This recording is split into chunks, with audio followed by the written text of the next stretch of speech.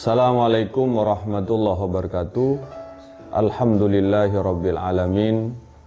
Wassalatu wassalamu ala asyrafil mursalin Sayyidina Muhammadin wa ala alihi wa sahbihi wa man tabi'ahum bi ihsanin ila yaumiddin. Amma ba'du, para pemirsa, para pendengar yang saya banggakan, saya hormati, syukur alhamdulillah pada kesempatan yang penuh dengan berkah dari Allah, pada kesempatan yang penuh nikmat dari Allah, kita dipertemukan dalam keadaan suasana yang sehat. Mudah-mudahan Allah selalu memberinya kesehatan kepada kita semua. Para pemirsa yang saya banggakan, pesantren tentu yang kita kenal merupakan lembaga pendidikan tertua di negara kita. Sejak awal pesantren didirikan oleh para kiai, para ulama dalam rangka mendidik akhlak para santrinya. Itu yang lebih utama. Sebagaimana yang disabdakan oleh Rasulullah, innama bu'istu liutammima makarimal akhlak. Karena itu pesantren mengambil peran akhlak itu yang lebih penting dibanding dengan pendidikan lainnya. Sekalipun pesantren juga mengajarkan ilmu-ilmu keagamaan, pesantren dalam perkembangannya juga mengajarkan ilmu-ilmu yang selama ini banyak dikembangkan di pendidikan di luar pondok pesantren. Karena itu tetap pesantren mengambil peran yang pertama itu sebagai lembaga pendidikan dalam rangka mendidik akhlak-akhlak para santri, para masyarakat, seperti itu. Karena itu kita dukung program-program pesantren, kita upayakan bagaimana pesantren ini terus eksis di tengah-tengah masyarakat. Di saat masyarakat mengalami split personality, ya, kekacauan mental, kekacauan personal.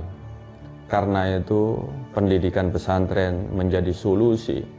Di saat banyak anak-anak kita yang terjangkit narkoba, di saat banyak anak-anak kita yang terjerembab dalam perbuatan-perbuatan yang maksiat kepada Allah Subhanahu wa Ta'ala, maka pesantren menjadi garda terdepan agar kemudian pesantren tetap eksis dalam menjalankan misinya, sehingga pesantren memberikan manfaat kepada kita semua, pendidikan pesantren memberikan berkah kepada kita semua, sehingga persoalan-persoalan akhlak, persoalan-persoalan moral dapat kita tangani, dapat kita minimalisir dengan kuatnya pendidikan-pendidikan pondok pesantren itu sendiri. Para pemirsa yang saya banggakan, selain pesantren mendidikan akhlak, maka tentu pesantren juga mengajarkan ilmu-ilmu keagamaan lain di dalamnya. Ada tauhid, ada akidah, ada tasawuf, ada tafsir, termasuk ada akhlak. Bahkan pesantren saat ini mengajarkan ilmu-ilmu umum.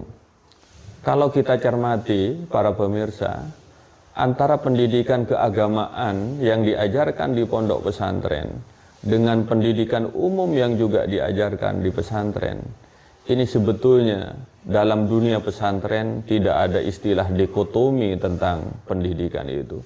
Semua ilmu bersumber dari Allah Subhanahu wa Ta'ala. Yang lahir dari Allah ini kemudian muncul ilmu-ilmu keagamaan, maka kemudian muncul lain lagi adalah ilmu-ilmu umum. Karena itu kita dukung, kita dorong pesantren agar mampu mengembangkan ilmu pengetahuan. Ada yang agama, ada yang umum. Karenanya ini adalah langkah strategis yang dilakukan oleh pondok pesantren. Sehingga mereka yang tamatan pesantren secara keagamaan mereka baik, mereka yang tamatan pesantren secara pendidikan umum juga mereka baik, dengan dibingkai dengan akhlak yang baik bagi para santrinya, bagi para masyarakat sekitarnya, seperti itu.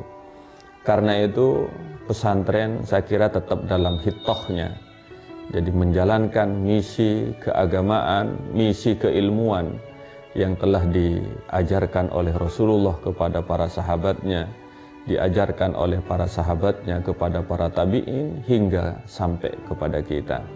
Karena itu split personality yang diistilahkan oleh orang-orang sekarang, kekacauan mental akibat karena kemaksiatan yang terjadi di sana sini merajalela, kemudian kemungkaran yang terjadi di sana sini juga merajalela, yang kemudian diistilahkan dengan split personality. Fa insyaallah dengan pendidikan pesantren, pendidikan spiritual yang juga diajarkan zikir macam-macam di pesantren itu, insyaallah akan menjawab tantangan zaman, ya, karena hanya pesantrenlah yang masih eksis mengajarkan, mengedepankan akhlak bagi para santrinya, sekalipun juga pesantren mengembangkan ilmu-ilmu yang lain sebagai kebutuhan real yang dibutuhkan oleh masyarakat seperti itu.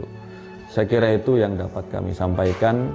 Semoga pesantren tetap kokoh, semoga pesantren tetap memberikan kiprah di tengah-tengah masyarakat, semoga pesantren juga ikut andil dalam rangka menjaga moral anak bangsa. Saya kira itu yang dapat kami sampaikan, kurang dan lebihnya mohon maaf.